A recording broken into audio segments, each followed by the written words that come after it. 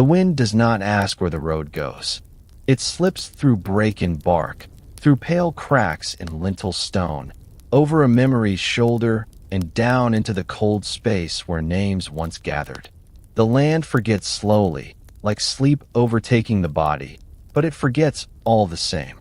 In a valley where barley once grew tall enough to pull shadows across the thatch, there is a village whose name is rarely spoken, though the stones remember it in their own way. Beneath frost or mud or ash, they betray a history no mouth will claim. Not far from the main track, where cartwheel ruts become pools after rain, there was once a post road. Not busy, not derelict, just used enough that heels pressing earth made an unignorable whisper by dusk. Every few seasons, the road delivered back what had long been presumed lost. And once, it delivered something that did not entirely return. War drags names away the way rivers pull soil from the banks, bit by bit, as though nothing's missing. It sends back letters, boots, sometimes a weightless locket, and sometimes it sends back someone who no longer knows how to arrive. He came from the east, uphill through the old shale quarry path, no longer marked on any active map. The sharp stone had torn into his soles, not gently, yet he made no sound, save the kind one might mistake for tired breathing. At first glance, there was no recognition. None of the farm girls wandering back with bramble firewood knew this man wrapped in wool and smoke. His figure was lean, but unmarked by hunger. Strong, but crumpled, like a branch burned hollow. His face was the thing no one could look at long. War had taken the skin, the softness, the story of him, and left behind something heat-scoured and clumsy, like a candle guttered midway. And yet, he climbed the familiar hill. He stood before the baker's yard and reached out toward the iron gate, fingertips grazing where his name was once carved into the wood beside the boyhood handprint. Old neighbors watched from cracked shutters. A dog barked and fled. The scent in the air shifted, not from man to rain or fire, but that particular trace some still claimed lingered near the dead. There was a time a woman had cried for the baker's son. A time she'd set a black ribbon on her doorstep, hung a brass cup in the window to signal sympathy. The boy had been 22 when he'd left, and the letter said he'd drowned in the mud near Leper Sud. That was 3 winters past. They held the silence. They baked the bread. They buried what memory required. But if he was gone, and still had come back, what did the village bury? And who now walked the road that led to the baker's threshold? Some say the truth lies in the shape of breath, when taken at the edge of sleep. Others think identity is buried beside intention, in ash no one bothers to stir. The gate had not been opened in some time. Iron blooms had gathered along the hinges. Orangish scabs cracked through with salt from the sea breeze rising inland. And yet the wind found a passage through it, brushing the courtyard with a whisper no one claimed to hear. Old gates always remember the last hand that latched them, even when that hand has no flesh left to feel its memory. The man stood on the threshold, back bent ever so slightly from the weight of what he carried, though there was nothing on his shoulders but time. Behind him, the lane grew narrower as it wove downward, a slowed artery leading back to the coast road, overgrown and sand-scuffed, with the old mile markers eaten down to half their runes. The larks had gone silent. Even the wind paused as he lifted a hand. He did not knock. He merely touched the gate, palm first, all 5 fingers splayed like a child measuring his own span against the wood. They were scarred fingers, not broken but leathery from heat, from time beneath something cruel. No warmth traveled through the touch, yet within the timbers, a thread of knowing stirred faintly. It was the mark of return, though not reunion. From the loft window above, a figure ducked behind harvest cloth. Another blinked back against the pane across the lane, where peaches had once hung in clusters beneath the sill but had since been left to rot on the root side. No one opened their doors. No one spoke. The man at the gate remained still for far too long to be a traveler, but too unfamiliar to be welcome. His overcoat was an obsolete color, somewhere between field gray and lie-dulled slate, and bore no insignia. The buttons had been replaced with mismatched wooden rounds, two of which had cracked in half, as if bitten. At his hip, he wore no weapon, only a small cloth pouch tied close to the belt, hand-mended in 4 different styles of stitching. Below that, nothing but boots nearly soleless, blackened by something deeper than soil. His face was mostly covered, yet now and then, the wind lifted a corner of the fabric, coarse, rag-ended linen, tucked under the ear and across the jaw. Where it parted, skin showed like melted wax, uneven and pitted, every nerve long since scorched quiet. One eye was visible, the other shrouded in swelling. The visible eye blinked very slowly, as if it operated within a different measure of time, as though it slept and woke on stranger intervals. He moved only when the breeze changed. Turning slightly, he looked down across the village, where roofs bowed in and fences leaned from rot, where salt had crept far inland ever since the last dredge of the estuary had been abandoned. The place had thinned in his absence, like a loaf left too long to prove, distending and falling before the heat could set it. And then, as if led by memory rather than direction, he stepped back from the gate, not away from it, but around its perimeter, tracing the edge of the wall with his fingertips. On the southwestern edge of the property, nearly collapsed into bramble, there lay a rusted hinge jutting out of low stone, once part of the side gate, now hidden. Few would remember such a thing, but he moved toward it unthinking. The bramble parted for him slowly. Thorns tugged, but did not pierce. Somewhere behind a pile of split timber and raspberry vine knotted dry from last year's drought, he found the post hook. It was still there, half fused into the frame, rusted through in the middle, and holding a single blackened nail. He tugged gently. The nail gave way with a metallic sigh. With the same nail, he scratched something into the outer wall. A short gesture, no more than 4 or 5 strokes. Then he pocketed the nail and climbed the wall, carefully, silently, with a balance not taught to him by age or war. He dropped into the courtyard on the other side, landing with both feet flat and steady. There he waited. Across the courtyard, inside a kitchen made of broom plaster and sealed clay, the baker's wife held a willow spoon over a bowl of rag dough. Her hands had stopped moving long before the dough stopped rising. She stood unmoving, her eye line fixed on the door.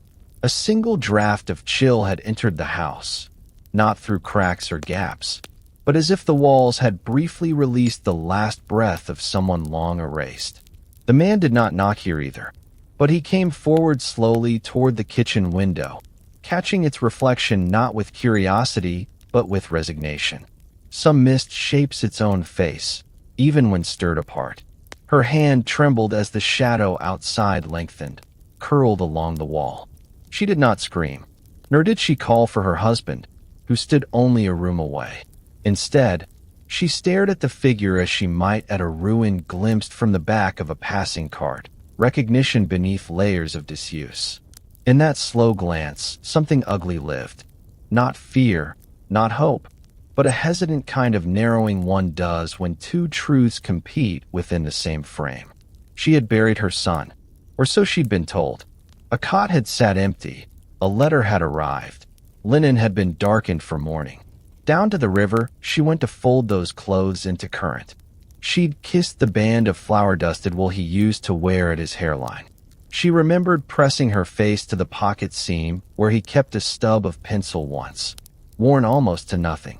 And here he was, or a man who claimed as much, silent, burned, bearing the weight and directions the boy might have followed. When her husband was told, he did not come out at first. He set down the damp cloth he was oiling to wrap over a cooling rack and stared out through the tiny window framed above the kneading board.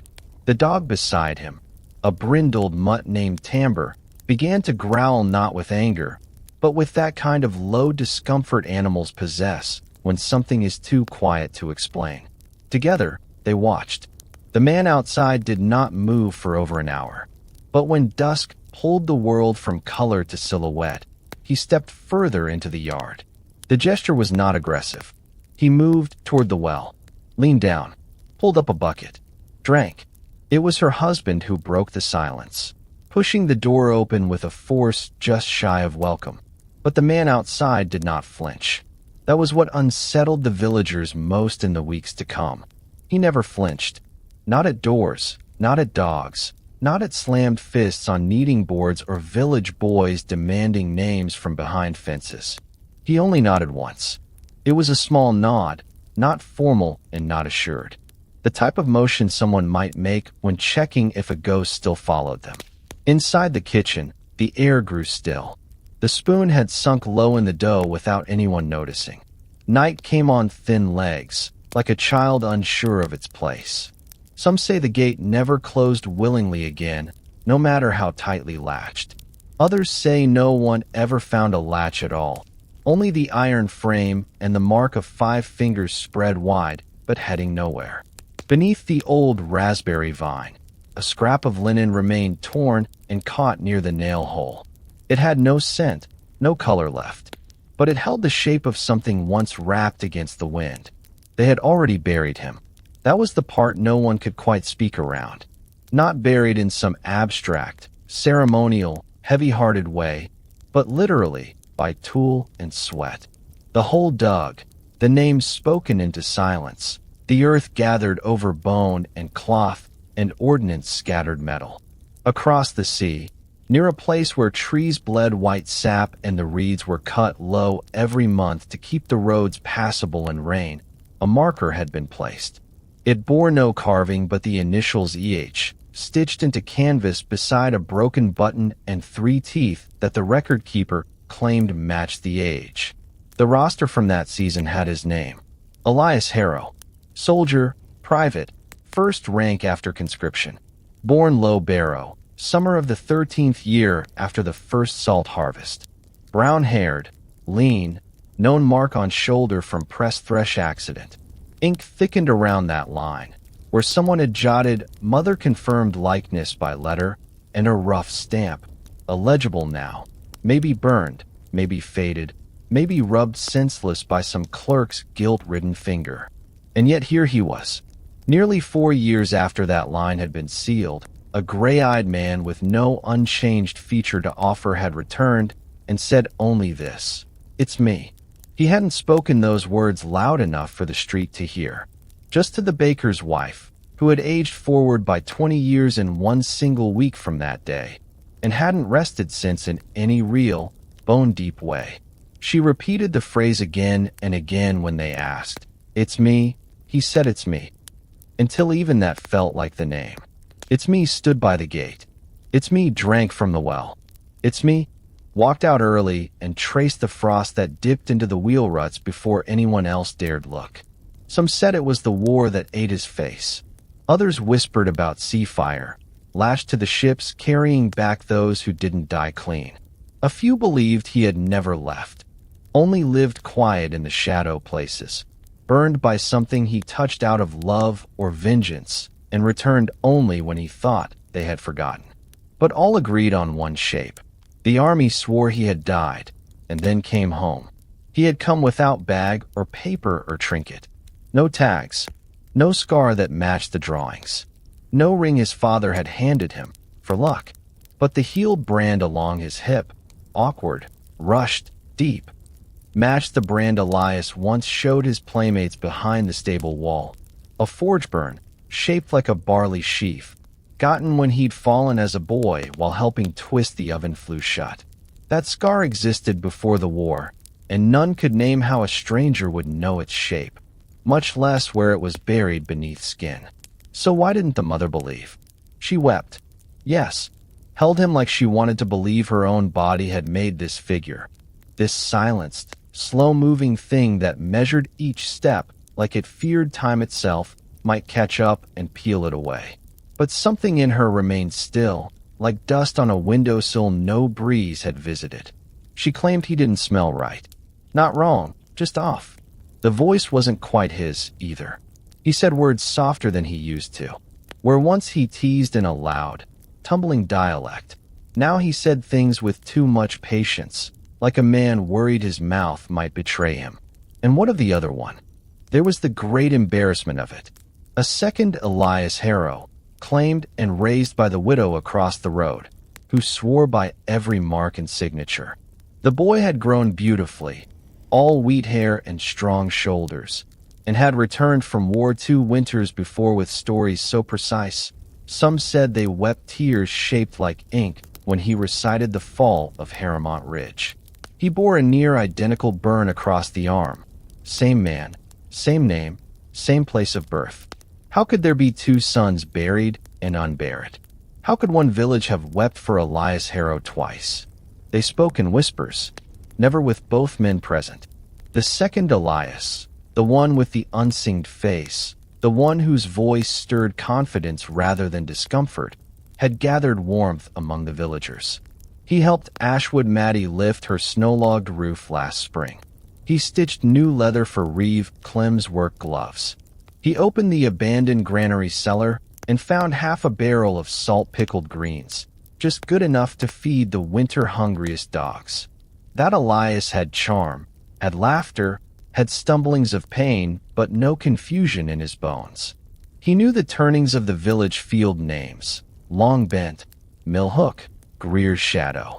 He could tell you where, in summer, the bees took to collecting behind the shed wall, where Mother once kept a row of clay pots she forgot to fill.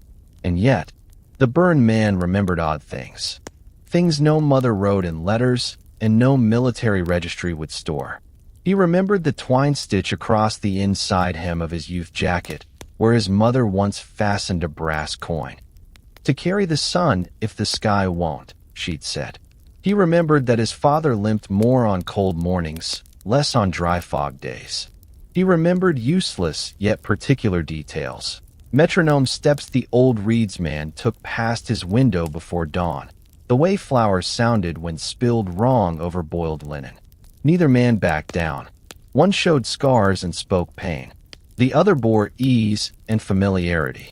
Each insisted he was Elias Harrow. Each told the same story, with one crucial difference. The night he fell, "I drowned," said the burned man, "and woke.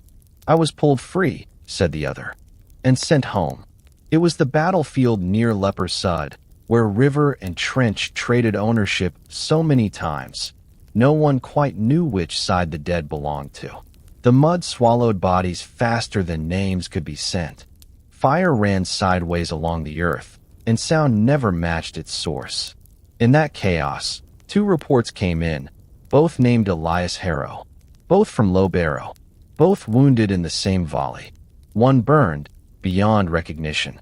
The other rescued and misidentified for days before being reassigned north. The lead German had chosen. Ink decided what flesh did not. One name was struck through with a thick blot, errored, then corrected again with a second mark, and then underlined with a shape that no scribe used more than once. A spiral unfinished. Ash was used during that battle to cauterize. They'd thrown bunwood onto the wounds, descaling the flesh just enough to stop the screaming. The burn survivor had the texture of such medicine cut into him, not in marks, but posture. The way he braced when wind changed. The way he sat with one fist just beneath the rib, as though something inside him remembered agony, even if he'd long since forgotten how to plead it aloud. "What makes a man himself?" asked Barrett, the mill boy turned smith. "Is it what he recalls, or what others recall through him?"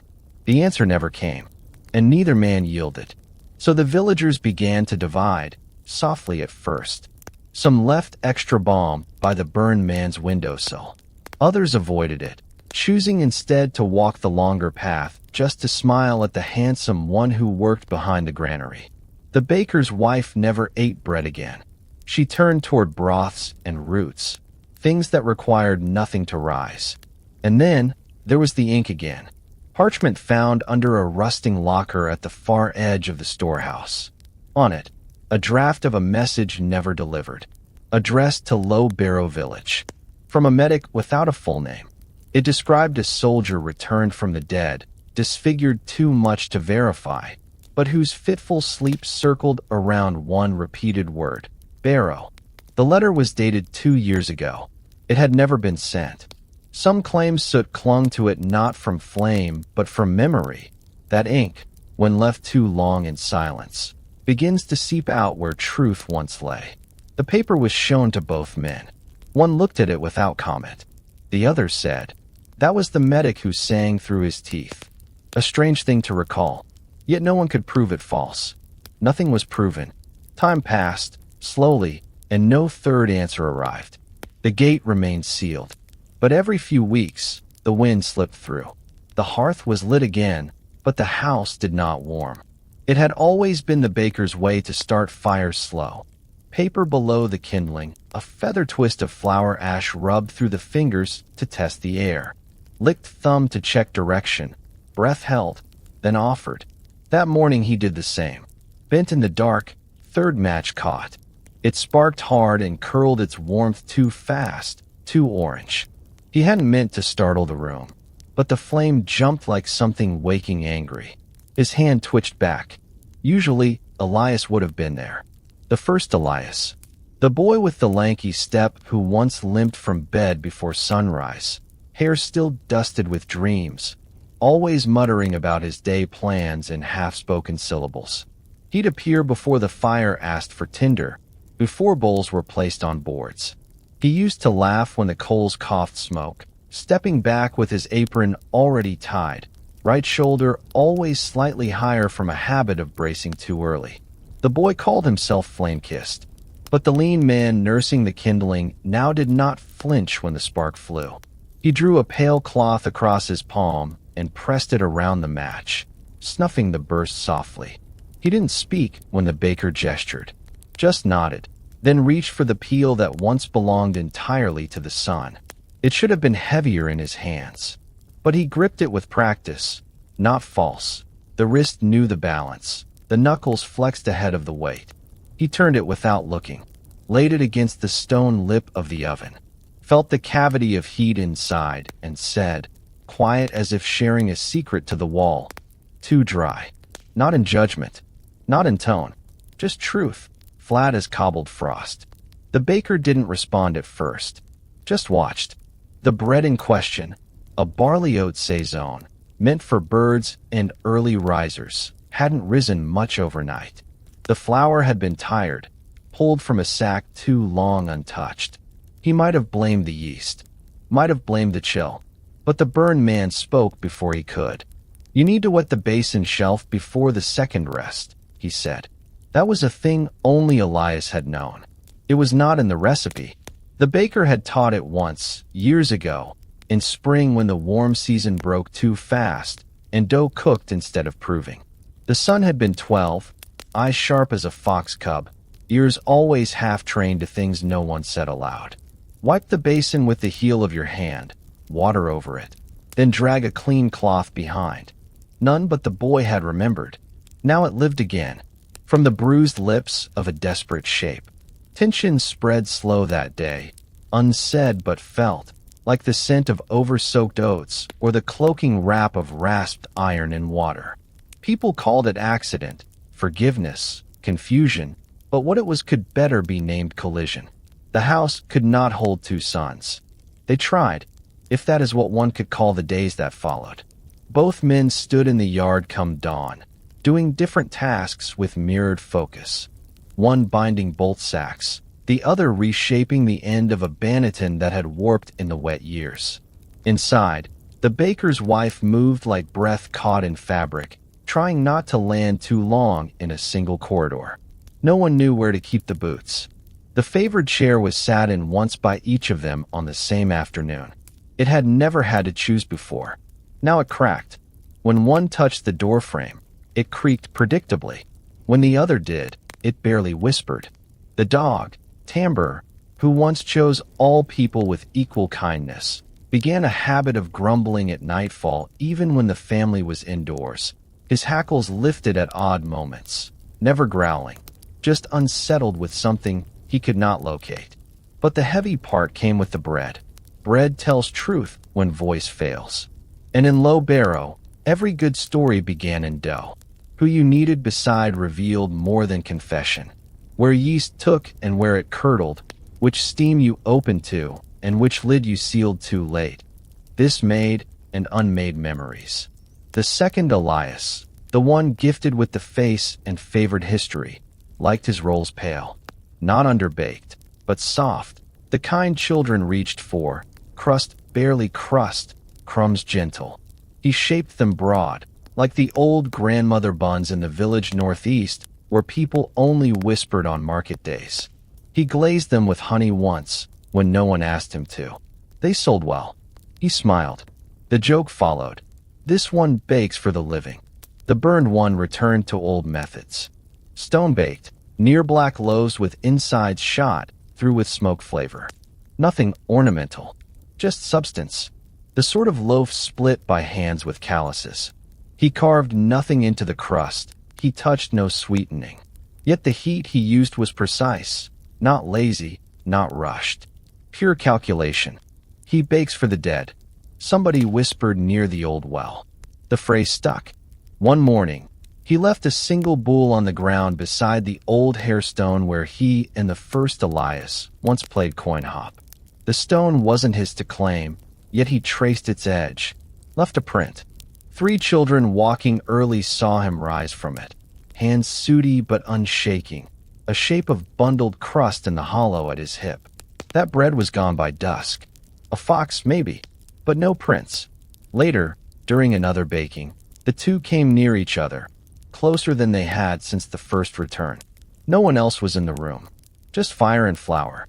The unburned one glanced sideways, and the burned one nodded toward the oven without speaking. "You mean to put it in bare?" the softened voice said. "That's how it teaches," came the answer. The dough was stiff, cracked with grains. A rye blend taught only in famine years, meant to stretch out hunger. The unburned one laughed, gently. "We're not starving now."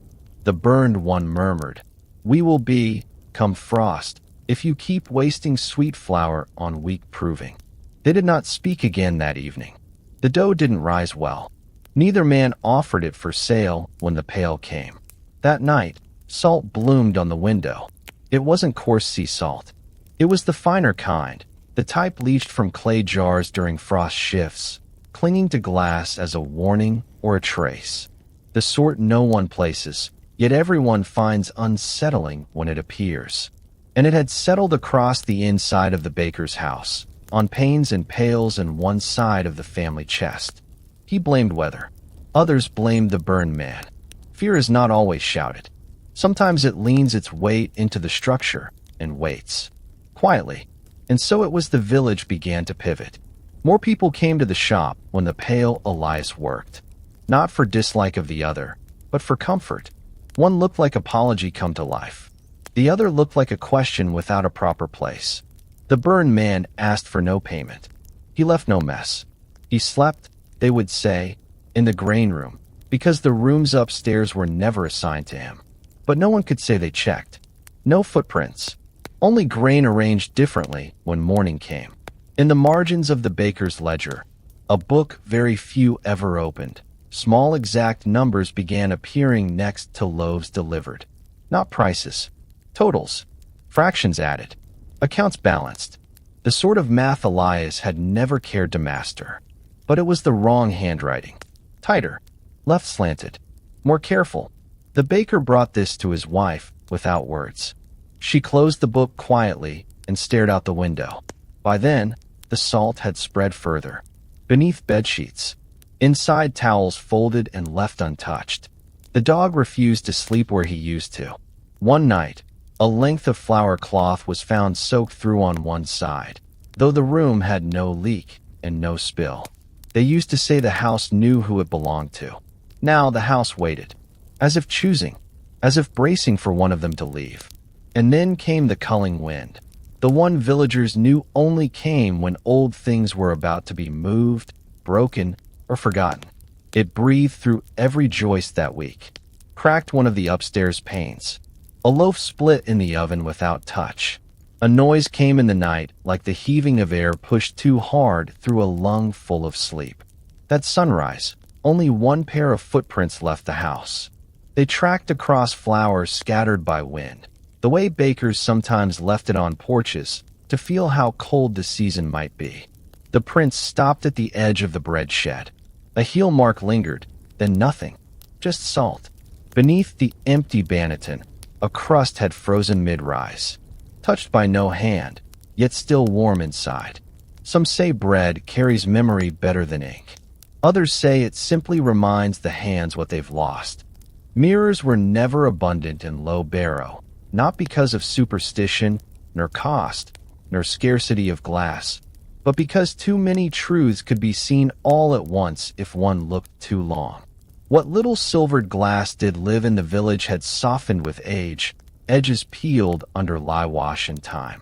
They no longer reflected one perfectly, but rather, as though through water, rippling and dulled, their images squinted and floating just past belief.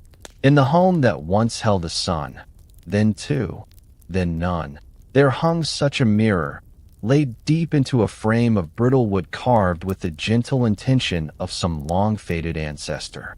It faced west, and dust gathered quickest on that side, stilling into the grain of the wood like memory that chose not to be shaken off. No one cleaned it anymore. The burned man passed it each morning on his way to the basin, but never glanced into its surface. At first, it seemed merely habit or injury, a man flinching from light, hiding a wound best unassessed.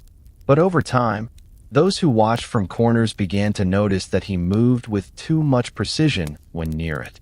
The way he shifted along the corridor was not clumsy avoidance, but intentional grace, like someone maneuvering around a drop of oil too sacred to disturb. One sleepless twilight, the baker's wife stood with cold fingers pressed to the window glass. The hearth behind her had burned down. The walls snapped with those faint, settling sounds of wood doing its slow undoing. Salt ringed the baseboards again, though no had once spilled any. He passed, as he always did, silent, cloaked in a dark wool too coarse to be local, bare feet even in the frost. This time, she noticed his shadow first. It dragged.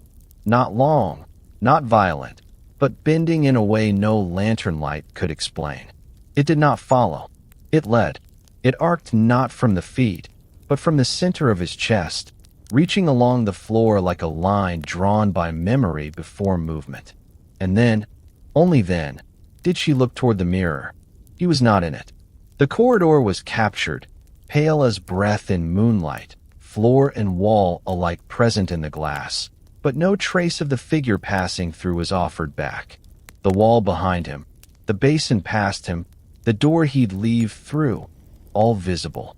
But no man, no shadow either, no disturbance at all, save the whisper turn of salt sliding down the frame, grain by patient grain. She did not call out. Her voice stayed resting behind her teeth. There comes a stillness so final it feels practiced, and in that moment, she merely counted 3 breaths and turned back toward the window. Outside, the wind groaned low among the elder trees. Other signs began to collect after that. In the workroom near the broad table where flour was weighed, the ink pot had shifted. It sat half a thumb span from where it had always been, not tipped or knocked, just placed. When the baker tried to write on the board, the quill left no stroke. The ink had been used, traced into a page none of them could locate. In the same room, the old scarf, a barley-colored length of worsted wool once worn by Elias on his boyhood errands, was found unboxed, draped across the back of the reed stool. It was unwashed, still bore the faint odor of smoke and sea air, a mix only found in those who had served along the northern banks. But neither man claimed to have touched it. The unburned Elias, the one who still fetched olives from Matterley's stall and shared ale with the field hands near Bend Evening, laughed when he saw it. "That was his, the boy you lost," he said gently. "It's not mine, but you needn't bury it every time it ghosts its way back." He thought it kindness. The baker's wife only nodded, and quietly, her hand began to tremble when near the mirror. Not every time, just when she stood before it alone, and the hour drifted past sleep but had not yet touched morning.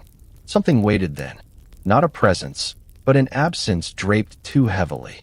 A pause dressed like a person, On the fourth night, the lanterns along the lane guttered for no clear reason, one by one from west to east, as if wind walked them out.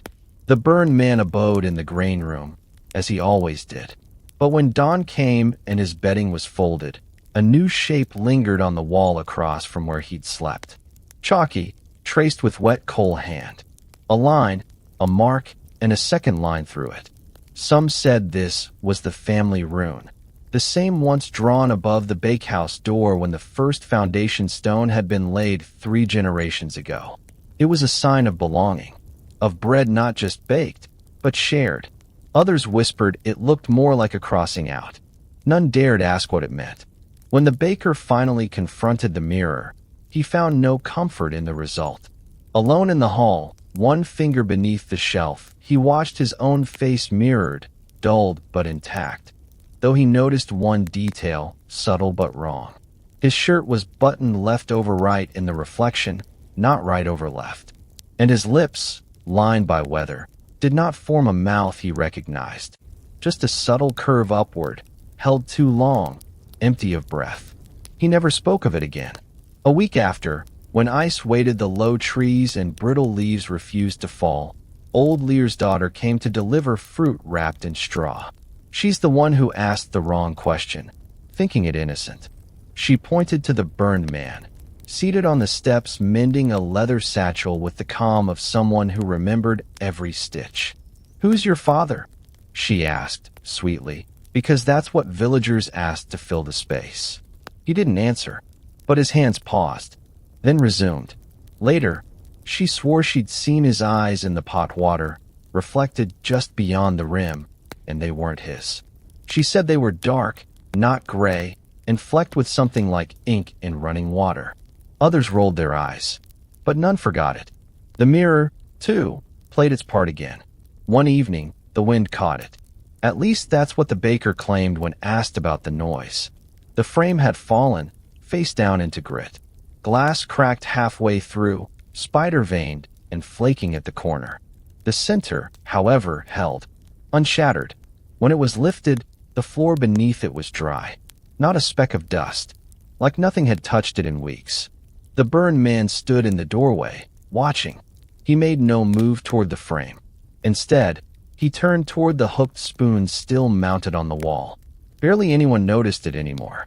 But the baker looked to it now, remembering. That spoon, the one Elias had carved for no reason at 12 years old, bored of kindling, wanted something useful to shape. He scraped the edge with a rock until the scoop held just enough to salt a loaf without spilling even a flake.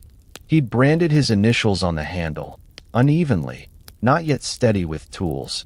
EH. Still there, burned deep. Untouched. The burned man lifted it, turned it over twice, then quietly set it back. The fire smoldered low that night.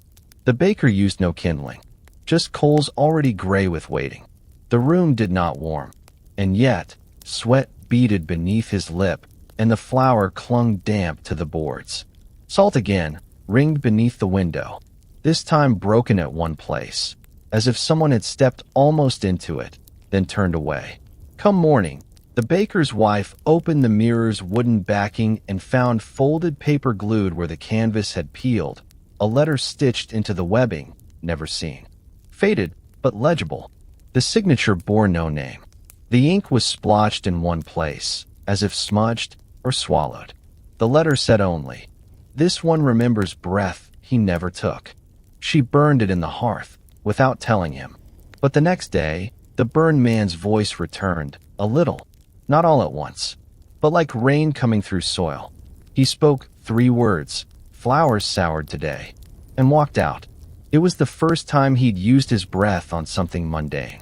Even so, when he passed the mirror again on his way out into the fog, the home stretched behind him. His shadow dragged the floor once more, and no reflection followed. Some claim the mirror was covered after that. Others say it still hangs, waiting not for who sees in it, but for the one it finally chooses to show. Ink clings longest to names unwelcome to return, not because the page resists them, but because it cannot remember how to place them again. The death roll spread like lead over lambskin, a scroll handled too often and with too much doubt. Its edges were plumb dark with grime and time, but the center was still bold in parts, especially where entries had been made too fast by a tired hand half-trained in formality. Lists sent to bureaus. Edicts issued, stamps applied, all under pressure, all under the lie of certainty. And that is how it came to be that Elias Harrow's name was written, crossed out, rewritten, and then, beneath a blot so thick it curled the hide, marked with a symbol not used in any official register. Two circles, one nested inside the other, no line between them. No inked letter should contain such a mark, but this one did, and the one who drew it had not signed his impression elsewhere. It was not a correction, not a clerical stamp, something else, something between acknowledgement and erasure. The village registrar, old Mayor Stenton, unearthed the scroll from beneath the weighing ledger and the sheaf of bond marriage listings.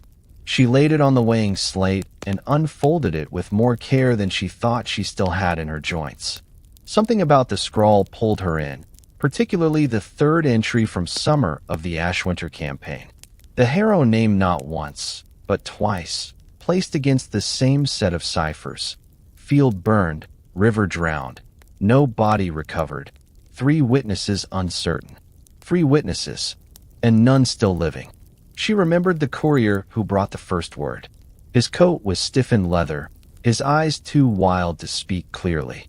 Instead of a document, he held a torn scrap of wool with blood wept into the threads. It had been mistaken for forehead cloth, but Mare had touched it. No, this was scorched linen, the kind wrapped around the jaw after shrapnel. That too had disappeared later, never found among family keepsakes or the list of battlefield belongings meant to return. A death notice had followed, thick parchment, single stamp, confirmed for ledger, no return mission permitted.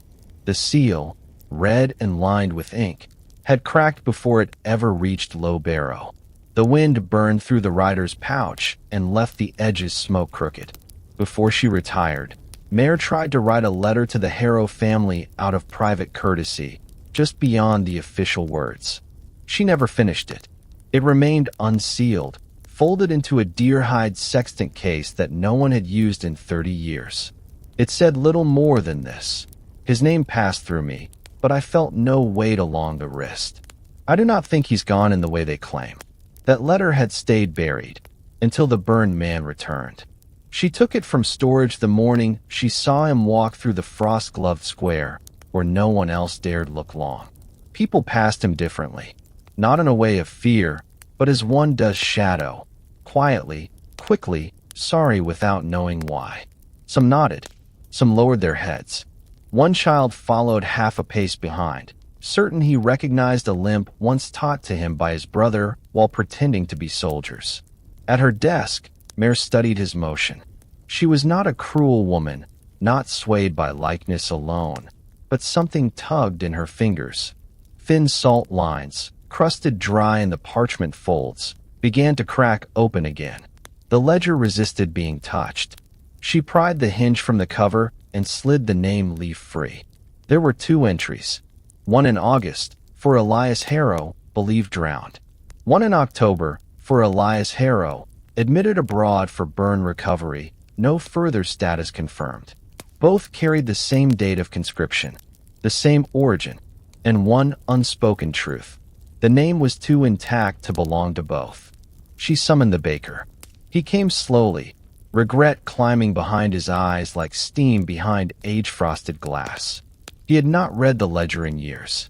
He bit the inside of his mouth when he saw it, then read both entries 4 times, as if expecting some trick of language to rewrite its own loop. Mare asked quietly, simply, which he believed. His hands made no gesture, just hovered open, and used to being asked for anything. Of what he said, little survives in clear record. Only that he asked Mare for another parchment, blank, clean, new, and she gave it, wordless. That night, something strange occurred. The baked ledger closed itself. Not by hand, not by wind.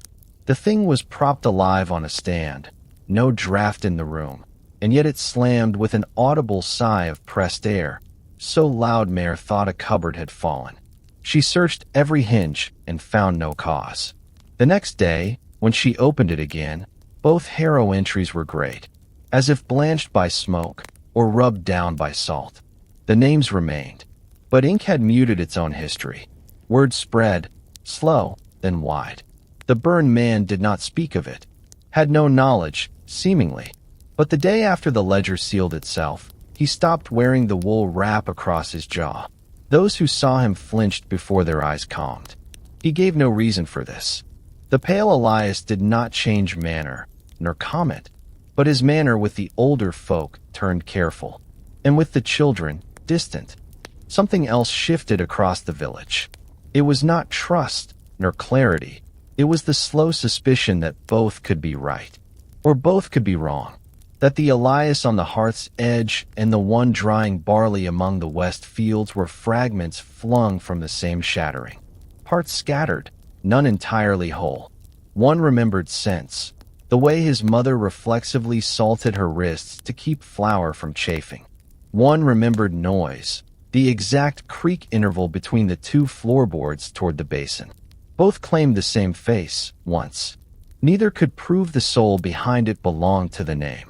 What Mare could not reconcile was the third parchment, an unsigned letter, found crushed between staging boards in the storehouse near the abandoned mill, dated the same month as both roster entries. It was never posted, addressed in a looping left-hand scrawl, to the Harrow family, should a man arrive with no past behind his eyes. Its contents were simple, less than 50 words. He will look like what was left. He may speak what was known. But if the name follows him, it is not because he carried it. He only remembers where it was lost. No two men ever admitted writing it. Some rumor said the pale Elias had practiced penmanship in his youth, once copied trade letters for coin. Others pointed to the staggering similarity in phrasing to the burned man's one early journal, scorched but still found behind the bakehouse. But the strongest argument came from the indentation of the final word, lost, which bore the unmistakable pressure of someone afraid to let go of the pen. They say that part cannot be faked. In the margins of that letter, ash clung. Real ash. Flaked. Refused to brush away. It clung to fingertips, to windowsills. It clung to Mare's palms even after she wiped them on linen. It tasted faintly of salt when brought to the tongue, a habit she swore she only did once and regretted. Whether ink records life, or attempts to force it along a particular path, no one could answer. But the page had spoken. For a time, the village sealed the death roll in wax, placed it in a hide tube, and locked it beneath the town waitstone. The key was lost. Intentionally or not, no one could say. But in spring, when the floods lightened and dogs stopped barking near the well, the burned man left a note at the bakery. It had no name, only a pressed fragment of old paper, folded into 4 corners. Inside, the only word was, "I was written first." Some say that means he was the original. Others say it means he was the rough draft. Either way, the letter once sealed remains unanswered, and its ink, finally dry now, no longer darkens when touched. His name slid off the tongues of those who had once known it, not from malice, but as sand slips through dry cloth, inevitable, unstoppable, untraceable. On the ledger, the script blurred. On the breath, the syllables thinned. Some still tried to say Elias when he passed, but it came out bent, like the throat feared what such a name might call back. So they found other ways to refer to him. The old men on the West Lane, who once played counting dice under the port awning, called him half Harrow, though never in his hearing. The boys by the mill pond knew him by his shape only, the scraping-footed shadow who emerged with the frost and vanished before the soot cooled. The woman who carried river clay on her hips named him the second ember, for he came glowing, but built of cinders. Even the baker and his wife, when low-voiced behind closed doors, simply called him the other.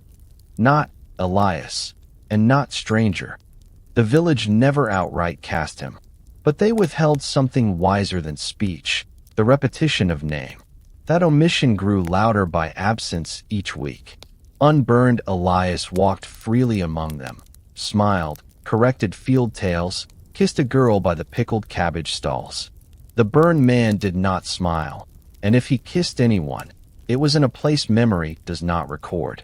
Still, the eldest among them, Gruer Pell, keeper of weights, balance, and salted customs, tried once to settle what silence had unsettled. Gruer had not fought in any faraway field. His fingers bore no scars worth retelling. But he kept the lane lengths even, managed the salt orders, and was reckoned just enough by those who respected the quiet dignity of obligation. His word was not law, but those who broke it found few ears left to listen to their excuses. He met the burned man that year, in frost season. The morning was clot-heavy. Mist hung from the fence posts like cold laundry forgotten overnight.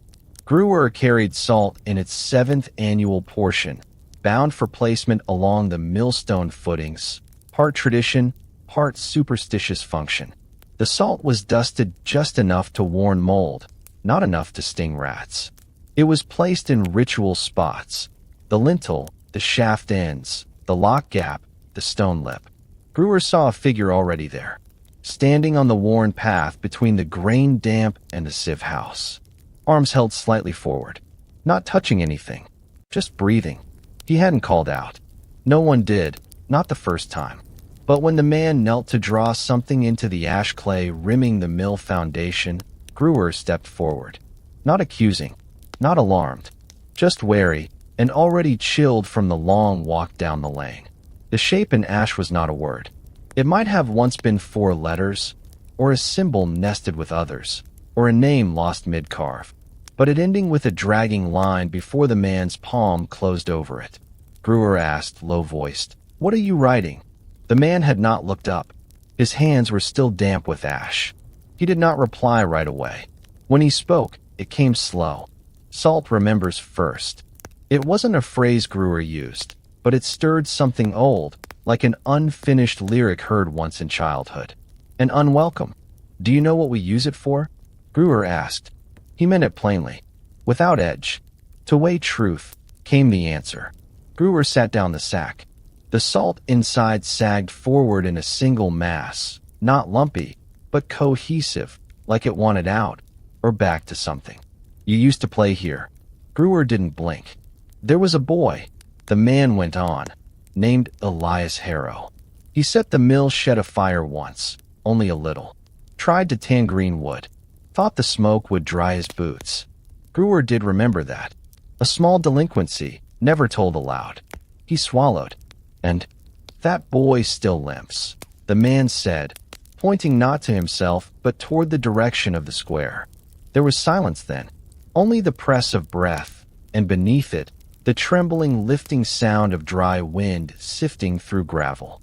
Dust held between root and ruin. Later that day, Gruer visited the home of the baker. He made no announcement, just stood at the gate. The latch hung open. It had not caught properly since that autumn the shadow returned, though no one seemed able to fix it. He waited, and waited. The baker emerged only when the salt light faded on the threshold, brushing flour from his arms.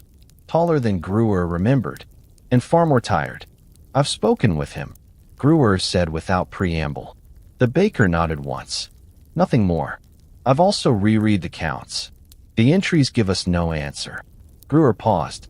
"But I looked to the earliest rolls." The baker tilted his head slightly. "There were 2 boys," Gruer said. "Same day names. Both recorded by different registrars. One by his father's hand, the other by his aunt, who couldn't write properly and used field signs instead." The baker let out a breath. Gruer went on. "It's possible they were both named Elias Harrow. Same kin line, different hearths." The baker looked up at the sky, as though counting dogs in unseen clouds. "When would he have known to return here?" he asked. Gruer frowned. "Whichever one survives." One of them remembered the hearth. "But only one fits it still," the baker replied. They stood like that for a long time, feet bracing the ground in equal weight, listening to the hinge of the wind. Deep in the kitchen, the spoon clinked against a bowl, though no one touched it. That evening, salt once again lined every doorstep. Not by decree, but by repetition. A quiet act of order. A soft agreement. Some placed it in spirals. Some in symbols that meant nothing now. But something peculiar happened in the home near the square. The backsplash beneath the kitchen sill, normally dry even in storm, was wet with brine. Not water from outside. Something denser. It left salt too early as it dried. And not in one place. It streaked. 3 lines downward. As if, some now say, something had leaned in. Or out. The burned man said nothing of it. He simply moved his sleeping place once more. Not to the grain room. Not to the box loft. But outside, beside the scaffold where flax once dried. Beneath open sky. He said the air treated memory more honestly there. The walls, he claimed, muffled too much of what hadn't yet died. The others didn't ask. But that same week, the salt he carried himself, purchased, not gifted, stopped clumping when exposed to the wind. It hung in its pouch like it had a spine. Some in low barrow say that's the mark the true one wore. Others insist it proves the body was never truly at rest. Brewer Pell died a year later, quietly, during a month when no one needed measurements. His scales passed to another younger, less inclined to weigh memory against grain. And yet, in the smaller ledger kept with his things, someone found a side note, placed next to the date of that year's salt delivery. 2 men, 1 measure. One for the fire, the other for the forgetting. No names attached. No final conclusion. Some say salt remembers, but its memory is never spoken aloud. The first dream came to her in the middle of the barley hush, when the moon watched low and the mud road curled like an old page in drought.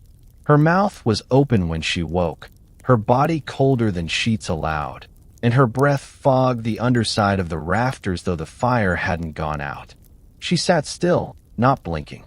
Her hand was damp, not with sweat, but with flowers stuck to her skin, as if she'd been kneading something in her sleep. The baker's wife did not scream. That was never her way. Instead, she searched the air like one searches the corner of memory too recently touched to forget. And there, not quite scent and not quite sound, was the unmistakable presence of soot, the kind that clings to brow hair. That collects in the collarbone dip after someone has stood too long above ovens that cough when too cold. That's how she knew. He had been there. In the dream, or in the room, or in something between. He had stood next to the hearth, where he used to fall asleep as a boy curled in flour sacks. He didn't speak. She only felt the pressure of breath, but it came behind her, and she knew the difference between the dreams her heart shaped for solace and those made by something outside her, something stitched from absence into presence. By morning, she couldn't say what clothes he'd worn in the dream, or if he'd worn any. She only remembered the weight beside her bed, and how her hand felt lifted, and how it had fallen too gently back to her side. She told no one, but changed the linen twice that morning. That same day, Luck Burner, her neighbor 2 houses down, asked why the well water had smelled of wood ash when poured. No one else had noticed, though the dog refused to drink it. The burned man walked the same lane twice, saying little. The unburned one didn't appear until market passed. Some claim this timing means little. Others saw arrangement in it. Dreams began to gather. In the nights that followed, other villagers whispered of strange visitations. Not hauntings, not fear, but dreams that lingered with too much detail to be mere sleep matter.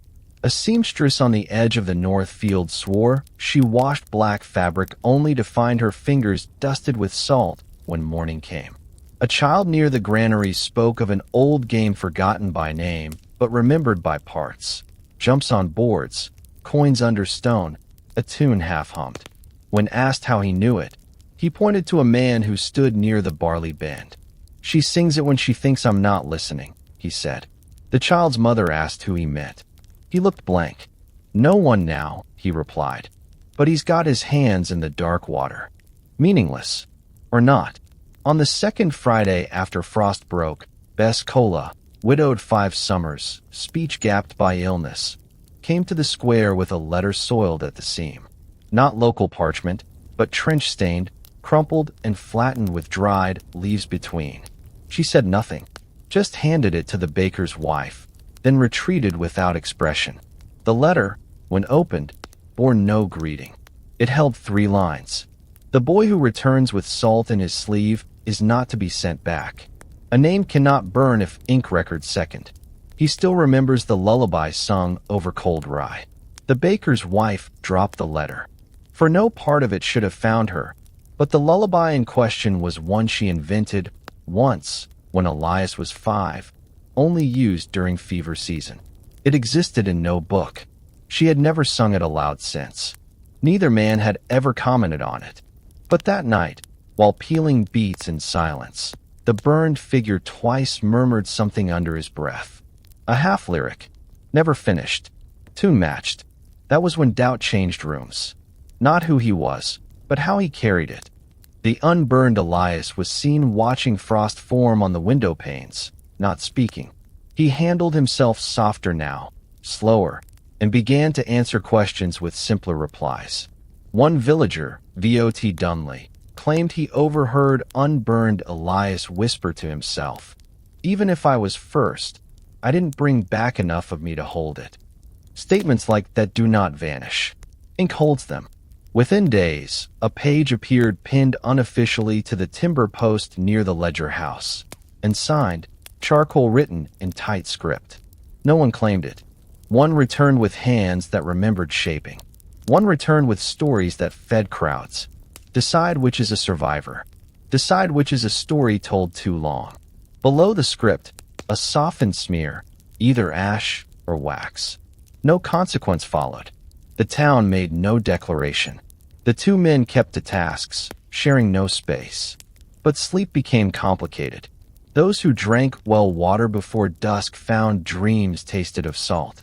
A boy waking from a nap said he couldn't move his arms in sleep because they were carrying fire. A woman in the barley row refused to close her eyes because, in her words, he's always there now, but not like him, like a smoke version, reaching. And the baker's wife, silent for many days, woke mid-morning to find the basin already filled, the apron folded, and the sword loaf prep begun. No one had risen before her. No one claimed it. She said nothing. They watched for dust on the floor, signs of ash, salt prints. Found none. But the ink ledger in the baker's back room again showed a name written, then struck through weakly. It was her own. The stroke didn't cross it fully, only paused halfway. That night, the burned man sat below her window. Not close enough to touch, just near enough that his voice, if it came, would reach. It did once. "Do you remember when you sang me back from fever?" She did not answer aloud, but she nodded, within herself, the way wind nods in one direction before blowing another. I asked for cold water every half hour. She had never told that to anyone. Wind passed. He was gone before full dark. The dream stopped for a week. No figures, no soot, no salt. But when ink was poured for new entries, simple things, grain orders, curvature measures, it refused to mix clean. It streaked, separating as if repelled. The quills left clumsy lines where smoothness once lived. The baker tried to write the word loaf. It came out lost. They resumed measuring by spoon after that. Let go of the ledger. And beneath sleep, a different quiet settled, as though something that had spoken too long had chosen to wait for them to speak first. Some say dreams have no weight. Others say that only in dreams do we agree on what once was. And if that's where he walks now, the burned man, and if the unburned one sees him there too, then perhaps the village is no longer meant to choose between them, just to sleep while they decide. There was a runt in the litter that season, a calf born too thin to rise, its eyes half-lidded, its back twitching at every wind stir. The villagers gathered only long enough to agree that nothing should be done, no culling, no kindness. Just waiting. It would decide for itself. And that word, decide, settled curiously over them all that week, like a drift of dust too fine to breathe, but too steady to shake off. The baker stood on the ridge that morning, just above the pasture fold, his hands numb from carrying sack salt and crusty dough too early in bad weather. Beside him, the pale Elias looked out. They didn't speak at first, but when the weight of standing overtook the stillness, the baker found himself saying a name he hadn't meant to use aloud. "Do you remember how your father led that calf by rope?" The pale Elias blinked once, then smiled and nodded. He tied it with cording ripped from the flour barrels. Not rope at all, just fraying edge braid. It broke, and the calf ran 2 feet, then slid into the ditch. The laugh that came from him was not forced, and the baker felt something within tighten. Because he had done that. Himself, not the father. Him, and only to save the calf from being shipped too early. But Elias, this Elias, remembered it differently, and too clearly. Not like a child remembering the sight of it, but like someone who had done it, who had pulled the braid once, felt it stretch and fail, described the ditch bend with detail not present in any tale, only in deed. The baked crust in the baker's palm snapped at the wrong spot. 2 men, 2 stories, one easier to carry, one harder to believe. By that winter, it became clear to even the softest eye that the question would not drop away. One wore the features people wanted to conjure, brow firm, mouth curved close to the father, one nostril slightly crimped inward from the ladle smack he'd taken as a boy. The pale Elias looked like a son, stood like memory. Fit. The burned one shifted. His features, what was left, did not lend ease. His posture was not quite wrong, but delayed, as if remembering how to hold the body every moment anew. He did not demand space. He did not ask questions. He only waited near warmth. That season he took to sleeping in the tool shed when weather allowed, somewhere between hay and wire. One day, the blacksmith's youngest wandered too far into the wood line and returned weeping, not of harm, only confusion. "I saw him," he said. "The burned one. He was standing by the hollow tree. Same one Elias made the swing from when we were little." "That wasn't him," his sister said. "Elias never swung from trees." He looked at her slowly. "He tied the rope, told me to go first." But she didn't remember, and no one else had seen the swing in years. Still, the tree bore marks. Rope grooves. A stain on the bark where pressure ate sap away.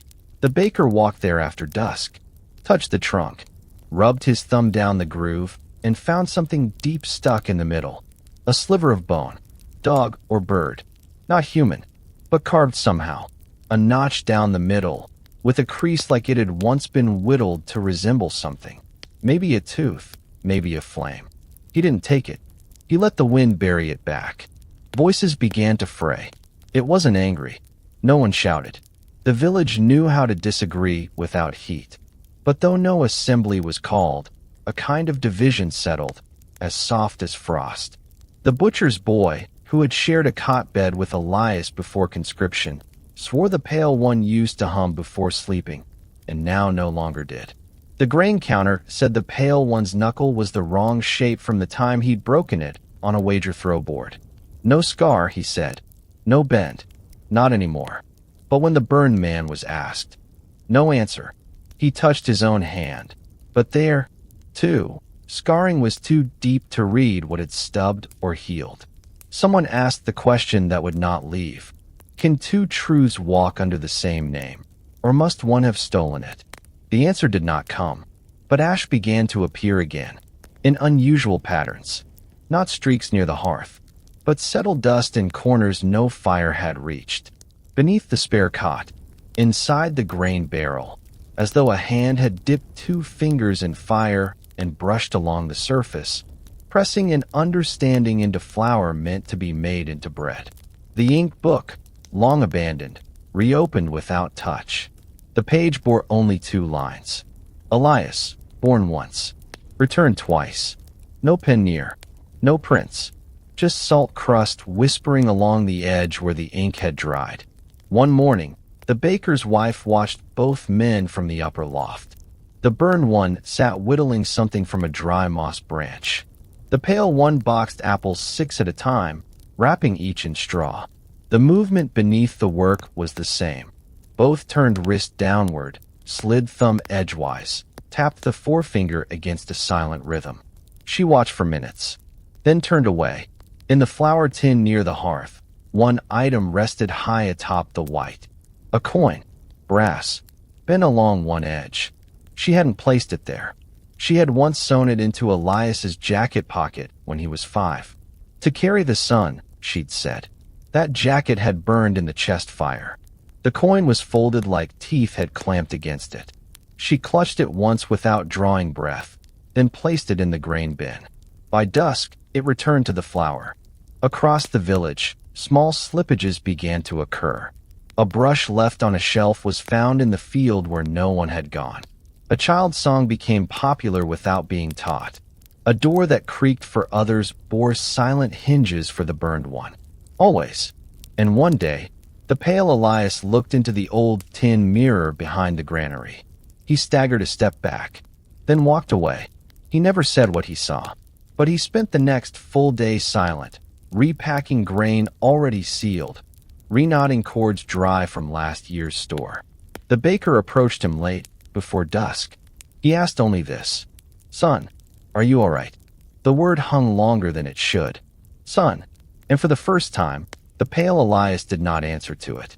Not by silence, but by turning and walking away. Some saw. They remembered. In the silence, one breath heavier than the next. Heavy as the one you take before saying a name you no longer deserve. Whatever the truth was, it had bent. Folded into the way ash lies at the bottom of cold places, or how salt finds corners it was never poured into. Memory and evidence parted, and 2 men lived, each pale in their own way. One with forgotten dreams, one with someone else's eyes. The bell tower hadn't spoken in years, not in the way people once knew it. Sharp, clean, sounding across the bent fields to tell time, summon hands, mark a change. The last working clapper split before the war ended. Rust and lichen had threaded the seams, metal bent inward like bones softened by long illness. The villagers let it go. The air no longer listened for its voice. And yet, one morning before the frost had fully given up its grip on the doorframes, a child heard it. Just once, 2 dull tolls, not clean with resonance, but thick and cold, like something dropped in water. No one else paid mind. 1 strike might have been ice cracking. 2 strikes, perhaps a kindness mistaken for memory. But 3 days later, Tyriel Dutton, the cooper's apprentice, while walking past the tower's base with a mule carrying soaked timber, paused. The mule refused the path. Wouldn't take a step. Ears pressed back. Tyriel, not known for fear, took the long way around without explanation. By dusk, he told someone what he'd heard. Not the bell, as one would expect, but the ropes. Pulled taut. The sound of something climbing. Twice. The village didn't laugh, but they didn't speak of it either. That was the measure of low Barrow's doubt, shared not in words, but in what was left unsaid between them. The baker's wife was the third to hear it.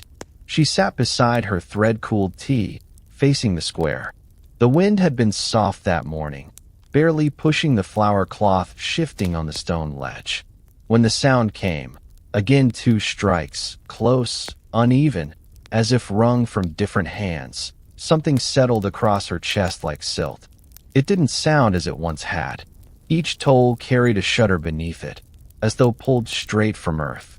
And the next morning, she found salt ringed under the bell rope outside the mill. Fine, clean, deliberate. She said nothing at first, thinking it could be a prank or an accident. But when the clappers inside the bell tower shifted again, though no one touched them, curiosity gave way to something older. She walked to the bakery, where both men were already present.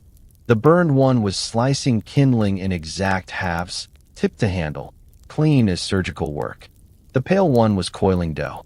Neither looked up, but she cleared her throat once. Not loud, just long enough to let them know she was there to weigh the silence between them. And they stopped.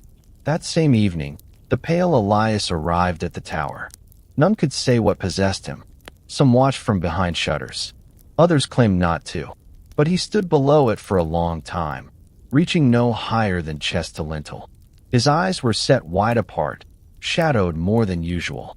Closer inspection would have revealed a streak of flour at his collar, not from that day, but as if unwashed from a morning a week before. He stepped toward the bell frame, touched the post, and nothing happened. No sound, no shifting, not even a mark of dust disturbed. He left before twilight could claim color. But the burned one approached that night. Not alone. The baker followed half a pace behind him. Silent, neither pushing nor leading. Just watching. The wind changed enough to push the salt into the cracks between cobbles. The air tasted metallic. The kind of air that tickles the underside of language. The way a word that's been buried starts to lift inside your mouth before you can place it. They stopped at the base, where the stones bled moss from corners unseen in daylight. That's when the bell rang again. 2 tones. Uneven. Low but certain. The baker flinched, but the burned one did not. He turned slightly toward the upper frame and looked skyward, toward nothing in particular. Then gently rested his hand on the rope cleat that had not held a knot in years. It moved. Slightly. Enough to disturb old dust. Enough to awaken mold layered like skin. And when the air stilled again, the rope was marked. Ash dust clinging all the way to the 3rd loop. By morning, someone had left ink near the base of the tower. No note. No brush. Just the ink, spread across a flat of broken shale. The kind used for listing tallies or pressing thumb seals for cargo. There were 3 prints in it. One clean. One reversed. One only half-formed. Vanish point high, as if taken by someone with only part of a hand. They hardened in the cold and were taken by wind. But copies remained, sketched by Varn at the forge, who found them and thought to preserve the shape. When he tried to sketch over the blurred one, his charcoal broke. 3 times. The ashes he swept up from that sketch carried hints of salt. He left them there. Those prints are still debated. Some believe the first belonged to the burned man, the second to the pale. The 3rd, no one claims. But they say the bell rang again at dawn 2 days later, twice again, and never by the same hour. Unstruck, unwitnessed, and yet some swore it could not have rung without hands. That same week, a boy named Len buried his journal beneath his father's bench when he woke from sleep with charcoal under his nails. He told only his cousin that he dreamed of standing at the bell rope with a man who had no voice. He asked the man, "Shall I call them?" The man shook his head, and cried so softly it curled the flame at the center of the dream. Ink ran from the pages afterward. The writing bled, even though the book had stayed dry. There's no certainty in bells that echo where no sound was split. But doubt returned to the village that week as if it had never left. More lines fell between the 2 men. The pale one no longer sang. The burned one no longer slept near stone. A page was left and signed near the ledger tower, shedding only this. 2 tones. Never matched. One calls from above, the other from beneath. The paper crisped at the edges before it vanished. Some say the wind took it. Others say it was never papered at all, only remembered. And those are the most dangerous things, the memories that don't need writing. The baker walked alone the next night. He held neither man's name in his throat. At the edge of the tower, he stood long enough that his shadow stretched past the foundation, beneath it. When he returned, he told his wife, without meeting her eyes, it wasn't a warning. And she asked, "Then what?" He answered, voice flat, a second knowing. Nothing else passed between them. But her sleeves that night were dusted white from flowers she hadn't touched, and her eyes would not meet the window after dusk. Some things toll only once. Others continue ringing long after silence falls. In low barrow, both have been heard, and neither has agreed with the other since. The room held its warmth longer than expected that night. The fire had not been lit. No spark tread across the stone grate. No hand reached for the soot-dusted flint beside the kindling box. And yet, the warmth drifted, curling into the wrist joints, making sweat bloom behind knees and between fingers. It was not comfort. It was breath. Heat without smoke. Presence without source. The baker stepped barefoot from the sleeping room, unsure why he'd risen, until the cold floor made him flinch. It was late. The dog twitched near the beam post. The usual creak of wood settling had softened into something wetter, heavier. He passed through with one eye half open and paused at the hearth. The ashes were ancient, untouched since 4 nights passed after the last barley loaf. Still, there it was. One single print. A palm. Not large. Not small. Just clean, where soot had been brushed or pressed or drawn away by skin. It marked the brick lip like a child's first attempt at making themselves seen, fingers splayed, curves soft. The ash around it rose slightly, as though it had been warmed beneath and cooled too fast. He reached for it, then stopped. From the corner of the eye, he thought he saw a second print. A smear, like something had leaned and steadied itself on the far side of the hearth wall.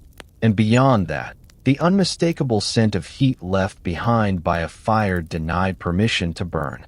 It reached into the flour, hollowed the gut, and slowly climbed the lungs. He turned from it. In the morning, the print remained. But not alone. A streak of ash trailed up the side of the hearth, from base to chimney curve, thin and vertical, like the brush of boot heel or back knuckle. Alongside that, smaller traces, scuffed dust along the fire iron, darkened gashes in one of the logs not yet burned. And then the chimney, mottled outside, sloped from years of bad drainage. It held faint marks that no rain had borne. No soot had risen that week. No smoke traced it. But the stone was streaked, ash-grayed lines, as if something had exited the chimney not by air or flame or draft, but by its own slow weight. No one in the house spoke of it aloud. But from that morning on, the chimney was stuffed with flax wool and sealed with leftover dough. The baked paste hardened like clay. They didn't place a sign. They didn't declare fear. They simply made the fire submit to waiting. Other homes reported similar findings. In Madge Kaplan's loft, a hearth untouched since spring smelled suddenly of smoke despite no one cooking there. In the barn behind the field keeper's lean-to, a soot-touched bandage was found nestled beneath the chaff bales, folded into itself, salt-ringed. This was not a wave of panic. It was thinner than that. It was wondering. What burns without fire? What warms without kindling? Some claimed it was the burn man. He carried heat in his skin, not radiant or livid, but residual, the way stone carried sun long past sundown. It pulsed from him faintly some days. The old dog refused to sleep where his footprints dried. Doe did not rise when he stood too close, and yet a warmth followed him, not in the hands, but in the room hours after he had left. One girl from the slope said she felt him pass once and fell asleep instantly where she stood, without knowing why. Others said he didn't burn things anymore. Things just remembered being burned in his presence. And how could you argue with that? Ash is strangely faithful. It clings to what once held flame. It outlines what cannot be rebuilt. Long before the war came, the baker's younger son, it was said, though no one proved it, once poured cold water directly onto a loaf after burning his fingers. He'd been told never to do so. The loaf crackled and shattered down the center, leaving a mark shaped vaguely like a Y, fragmenting outward. When that child never returned home, the mark was thought ill luck. But now it appeared again, on 3 loaves, none baked together, all split by the same pattern, downward, out, away. Not quite like a wound, but like a message meant in silence. No pattern emerged except this. It happened only on days when the burned man came before the hearth. On the 4th such loaf, the split bled ink. A smear, no deeper than a pinbreak, but undeniably there, hidden within the grain fold. When broken open, the center held a single dark vein, the taste of it bitter, its color not of rye or soil. Some claimed trick, but no ink pot had gone missing. No child confessed to carrying dye into dough. When the loaf was taken to the tally house, It had dried completely within 2 hours, and the mark had spread. Two tails now, mirroring one another. The baker's wife covered it with a bark cloth and said nothing. Instead, she scrubbed the hearth the next morning with salt water until her nails turned color from the grip. The salt, when dried, turned pink, just faintly, enough to catch attention. The color did not come from blood, nor dye, nor beetroot. It came from something stirred by heat and held by stone. Something resident. The bells did not ring that week. The weather held too still. One night, a boy waited by the soot heap behind the dye house and claimed he saw the burned man standing in the chimney shadow for 3 breaths, holding a round object in his fists. Not coal, he said. Warmer, like something once part of a jawline. Others said he lied. Children dream, embellish, but his footprints led there. And away. The baker left a note inside the hearth. Only 3 words. If you remember. No answer came. But by morning, the ash mark on the side of the chimney had shifted slightly, tilted leftward. One of the streaks curved into a rough circle. From then on, when fire was needed, it was built outside, upon stone, far from the home, and the chimney remained plugged, still warm, even in frost. Some say when all's said and done, flame tells the truest tale, its absence more than its presence. But in Low Barrow, not all flames take. Not all ash burns away. And not all warmth comes from heat. The argument wasn't loud. It never was in Low Barrow. Voices there rose only during windstorms and funerals, and even then, only when someone needed to be heard by horses. But people learned early how to disagree through breathing, waiting, and letting silence lie sideways between them like a rope left coiled and unstretched. Silence, in that way, became the truer witness. And so it was one morning, cloudy, humid, too warm for proper airing of grain sacks. A small silence settled near the village edge. A dog barked twice with no cause. Gant Kettle, who had once served in a neighboring company during the Ashwinter conscription, stopped mid-whistle while carving edge rings into a barrel hoop. He felt it along the side of his throat before he understood why. A line in the air, a shift. By the time he reached the west square, 11 villagers were already standing outside the baker's yard. The burned man was seated beneath the awning, hands resting on his knees, head bowed, untouched by the conversation being held about him. The pale Elias stood just inside the entrance to the bakehouse, just barely behind the curtain, not invisible, not hiding, just not stepping out. Seated at a rough-handled stool brought down from his own dye trailer, Feld low sat facing the burned one. Feld had been a healer once, of the practical kind. Steam, stitching, cider for shaking hands, and bindings made from ground root paste and leather lace. Most of his work was instinct, not instruction, which is what made what he said so unsettling. They closed your jaw with silver wire. That's not local. We use copper, if anything. Silver is colder, harder to shape here. Expensive too. The burned man didn't stir. Feld continued, gently. That kind of work comes from the western banks, or further, past through those field hospitals with no real roof. Someone shuffled. And yet, Feld said, you say you came from Leper Sud, where the frost took half the surgeons by first thaw. The burned man looked up slowly. His mouth moved as though to speak. The skin pulled and trembled, but the sound never finished forming. Feld stared a moment longer. I'm not calling you false, he said. I'm calling you unfinished. No one disagreed. Not aloud. Because by then the question was not about identity, but interruption. What happens when a person stops being themselves? Not all at once, but in stages. When he did speak, it came out of him like mist under pressure. The voice scratched with quiet, rubbed thin. Bled through to somewhere, he said. His vocal cords were warped, half swallowed by what had sealed them. The rest of him, shoulders, wrists, the dip above the sternum, moved as though real, but echoed something old. Not ghost, not illusion, but muscle obeying not custom, but memory. And what came back? Feld asked. Not unkind. more like someone curious whether the story had rewritten itself or simply changed who told it. The burned man looked down at his palms. Not all. Some turned away after that. Some leaned closer. By afternoon, a quiet phrase began to pass lips in corners that used to belong to days of steadier certainty. He came back with the body. Left something behind. That evening, the pale Elias sat alone beside the slant shed near the mill path, carving lines into the fence post with his thumb. It could be him, he said softly, though no one nearby heard. If enough was left to return, could it still count? Across the square, the salt barrel left open by mistake had overflowed, though no rain had fallen.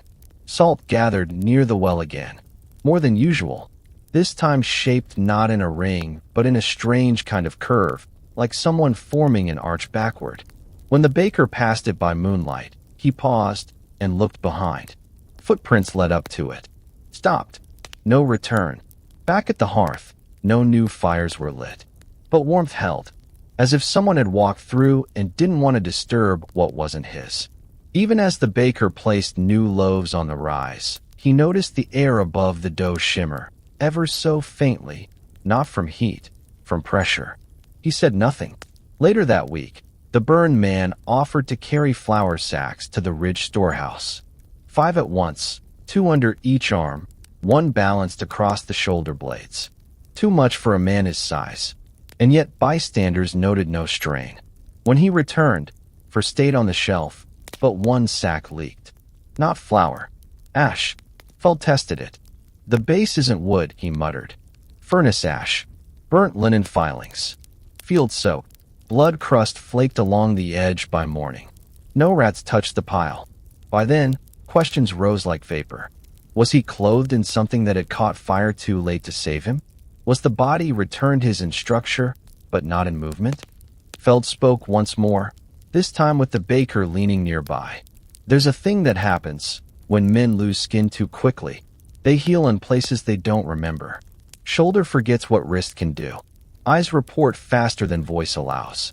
It's like stitching together 2 halves that stitch themselves first, and then more quietly. That's not always the same person. The baker said nothing, just tapped the table light out and left the room dark. The pale Elias had been seen scribbling again near the old focuser, a table used in younger years to train mind and hands through writing. Some said he was drawing maps. Others said lists. But 1 page blew loose on a day when wind returned briefly through the west yawn of the grain house. On it, ink slightly smeared, someone had written, "If I've told lies, they weren't lies at the start. He knows things I forgot forgetting. And now I dream in a voice that doesn't belong to me." It ended with a single curve, a swirl down and inward, halted before its finish. The same shape that once appeared beside Elias's redacted name in the war tablets. The curve of an erased spiral. That night, the baker's wife woke with salt clinging to 1 cheek. Sleep sweat hadn't dried it, and the dream she emerged from had no image. Only the sound of breath caught in another's throat, beside her, but nowhere to be found. By morning, both men came to the bakery in silence. Neither looked at the other. But when the loaves were removed, for had risen with identical bursting cracks, open mouths, each undone from the top. The chalk sign outside the bakery read, "Flame bread, no salt added." But when broken, the flavor of salt was unmistakable. Too much. Enough to parch the mouth. Some things explain themselves. Some things don't ask permission to exist. And still others were someone else's breath. Returned, and incomplete.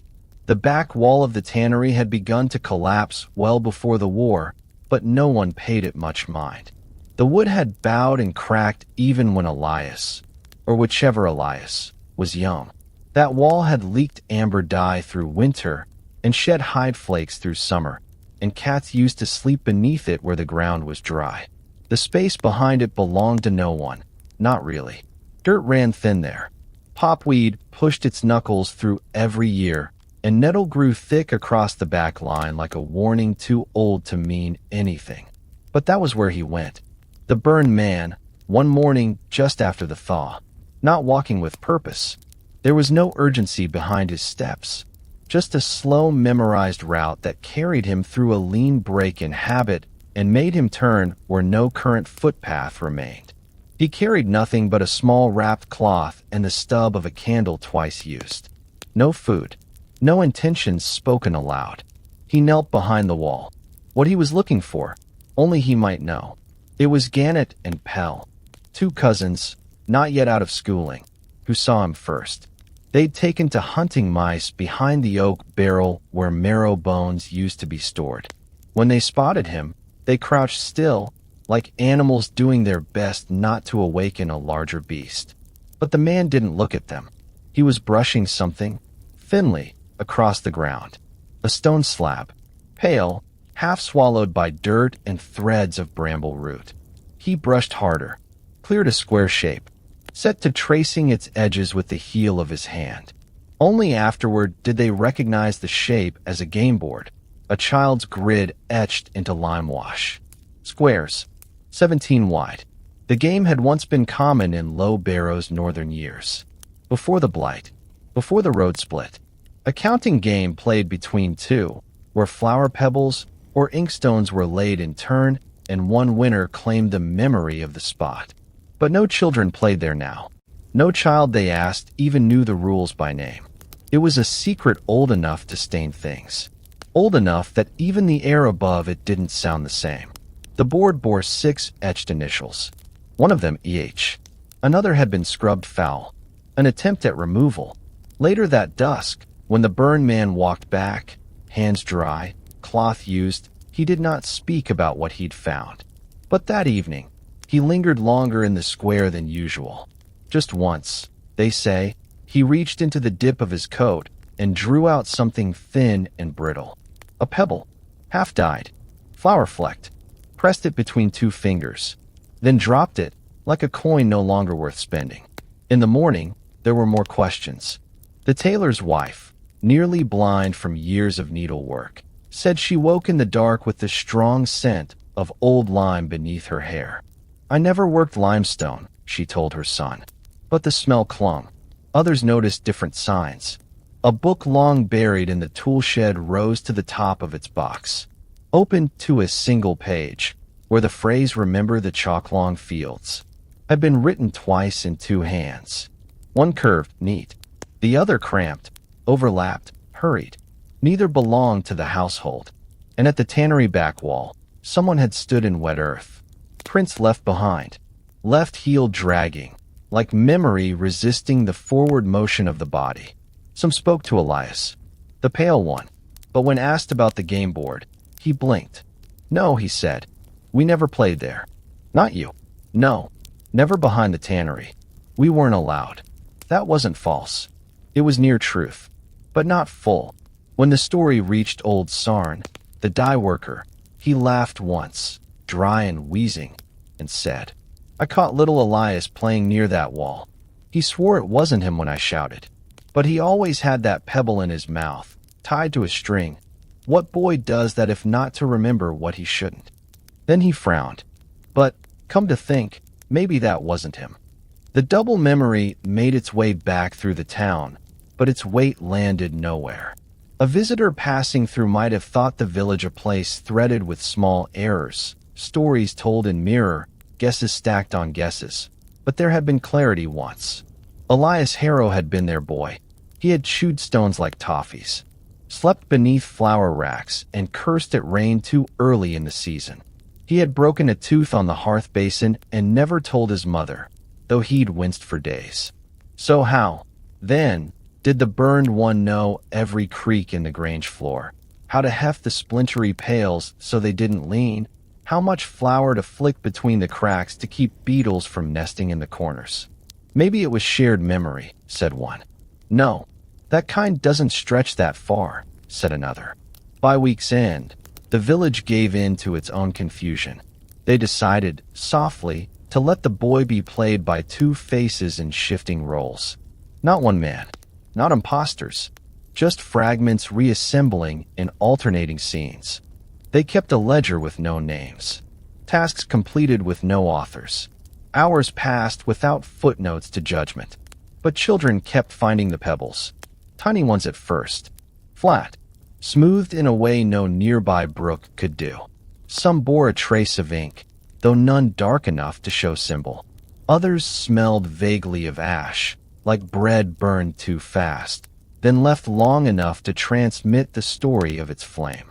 The baker's wife found 3 beneath the strip of flooring in the lower closet, each laid lengthwise, each warm.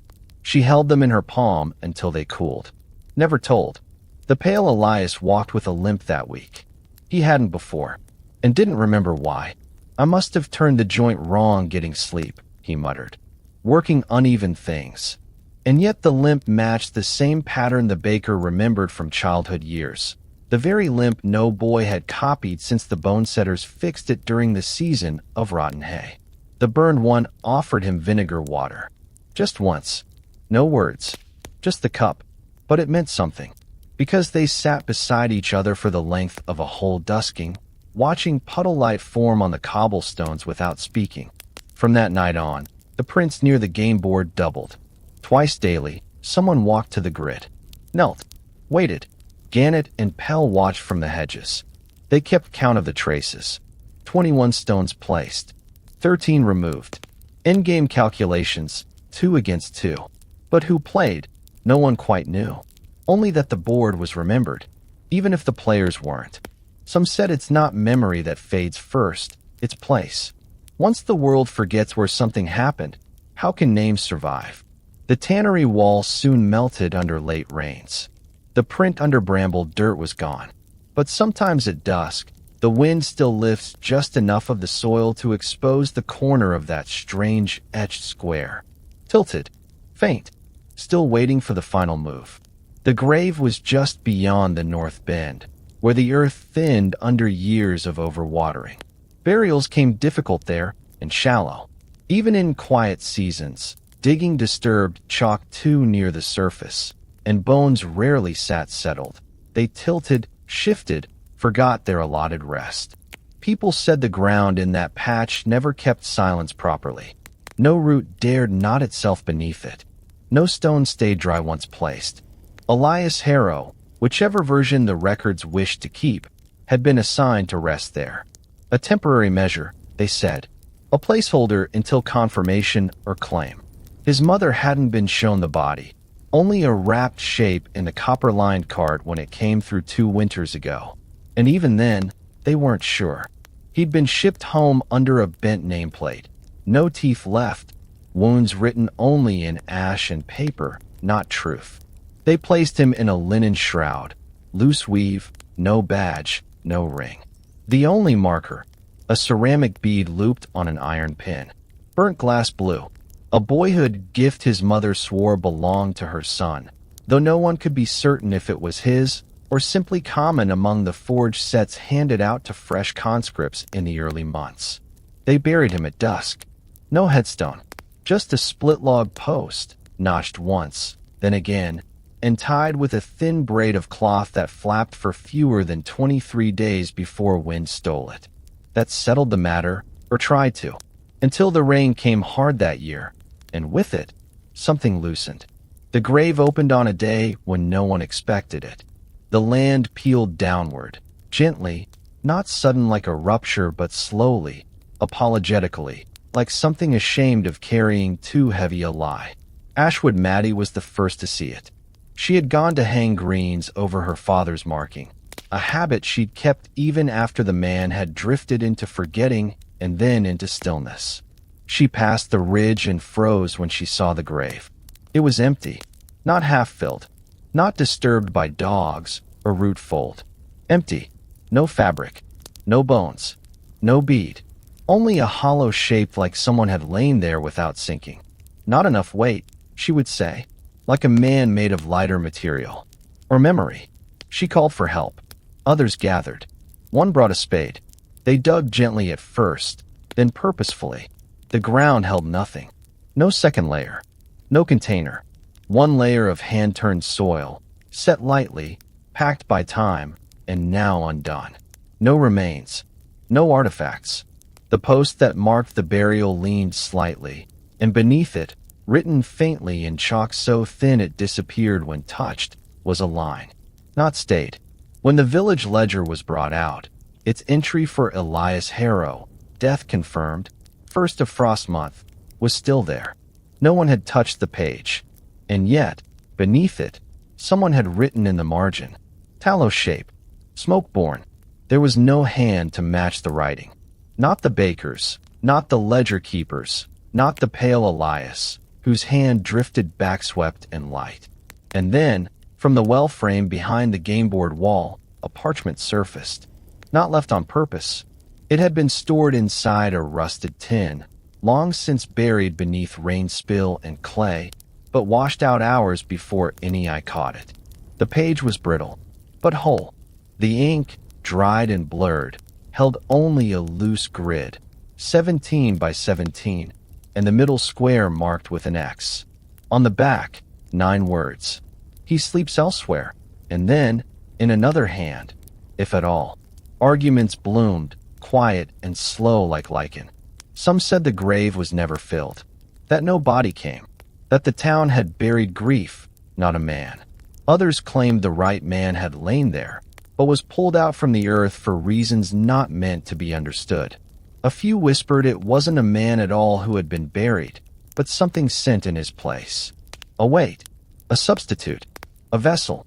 Salt circles quietly appeared around more homes. Nothing said, just placed. Some tried to speak with the pale Elias, but he kept to himself.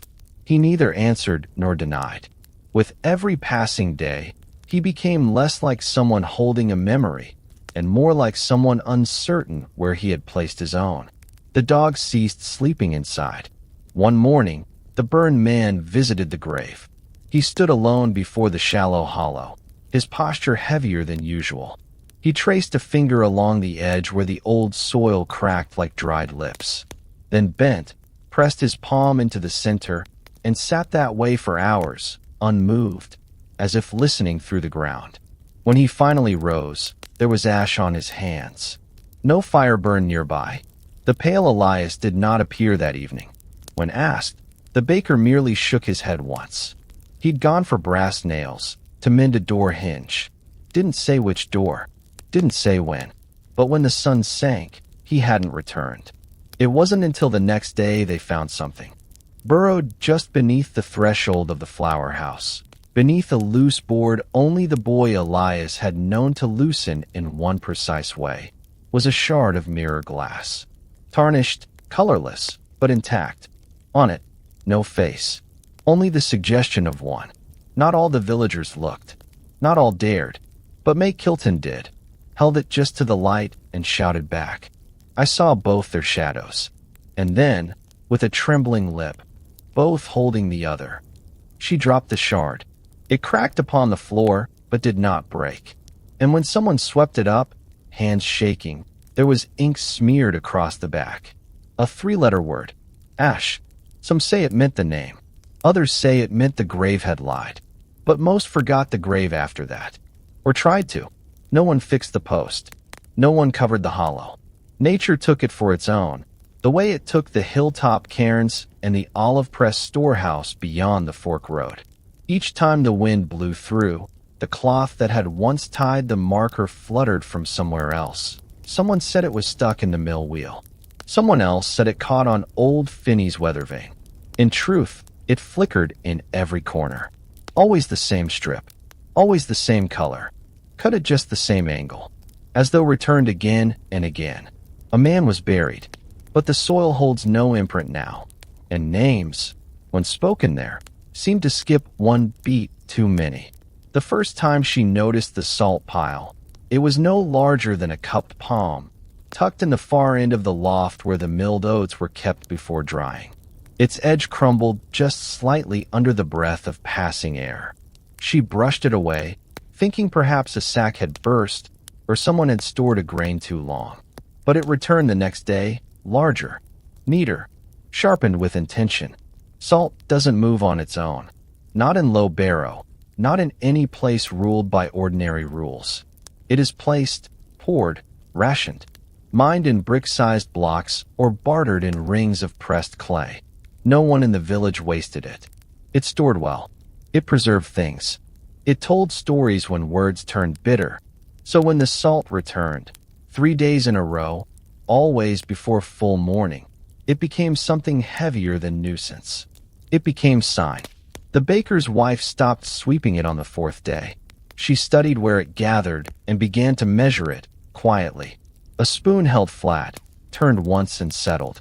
Same shape, same spread, different sizes. The salt was rising in volume as though something beneath the floorboards were remembering how much weight it had carried once before. She asked no one. But after 6 days, the salt had grown beyond denial. A mound, not steep, but thick-legged, the way labor falls into a person's shoulders after a long road home. And yet no cart had come, no traders, no deliveries. The merchant from the southern route turned at Ashton that month, never even crossed the river. No barrels were opened, no sacks moved. The salt pile grew of its own, grain by grain, as if someone were weeping it in layers from invisibility. When the baker saw it, he said nothing. He sat beside it, like keeping vigil. And when the burned man passed the loft, he only looked once, sharply, and then turned away with a breath as if bracing for something familiar. By the 2nd week, the pile had doubled again. Other piles appeared in other places, on shelves that hadn't been used since the quiet harvest, on the lip of the well, beneath the stool once used for loading grain, but never touched since Elias was a boy just tall enough to carry yeast baskets. On the window ledge, beside the scale, a line of salt drew itself into a crescent without disturbance. No finger had placed it there. Not like that. And still, no carts. Someone told Greffy Lane, the cooper's widow. She remembered something strange from the war letters. How, when names began slipping, records out of the eastern fronts claimed that salt would rise as a body's memory unknotted. That when someone had been forgotten too long or misnamed too deeply, their past began to reclaim elements, and salt was the first thing brought back. Some laughed when she told it, but no one laughed when the burned man stepped into flour to knead and made no prints across the scattered grains. A light dusting, like breath pressed into snow, but no mark where flesh should fall. Flour caught on his cuff, but the floor beneath him lay unchanged. When the pale Elias came later that day, he left fine shoe prints the full length of the kneading room, smudged with butterclay and the same cut of salt as the stack in the loft. That night, she watched. The baker's wife did not sleep. She watched the salt beside the hearth, low on the floor, where none had stood that day. She watched as it shifted, unprodded, sank down, flattened, then curled inward, turned gray, not like rot, but like remnant. Beside it, a single blackened thread appeared, thin, no wider than ash hair. The handle of the flour scoop was found next morning across the room, but the scoop itself remained in its cradle, split cleanly, without sound, without weight. Some said the scoop had always been cracked, but old linen records showed its carved name, carved down from the handle shaft. A boy's mark, too deep, careless, buried under polish. When she lifted it that morning, the mark had faded, worn out, or become something else. By nightfall, new salt gathered in the grain room. Not in a pile this time. In a shape, a smear-legged loop, turned across the flagstones like something dragging its hand in silence. No boot, no paw, just soul-cut curve. Thick on one side, tapered on the other, and in the center, a small line of ink that had no jar to come from. They washed it. It came back. Several villagers began sealing their window frames with salt strings, pulled tight and blotted for damp. Dishes were cleaned 3 times. Voices lowered when passing the square. But the burned man kept his silence, patrolling no path, clinging to no wall.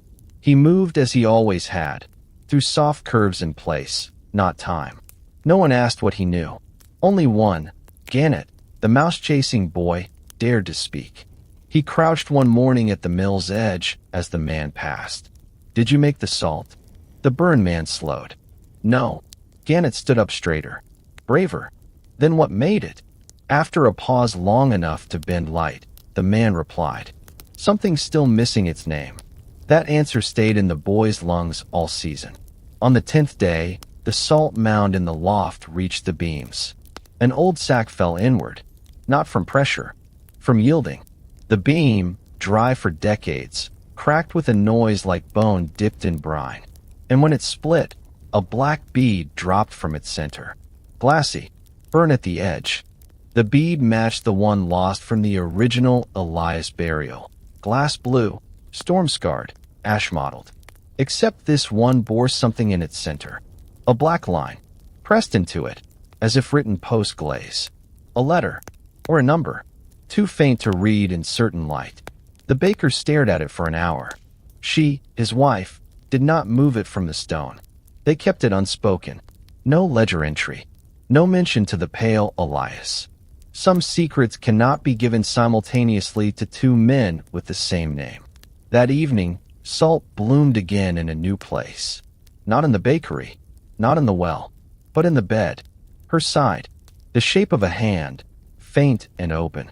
Fingers wide, long, longer than hers, longer than memory comfortably allowed. The bed didn't feel heated, nor cold, just full.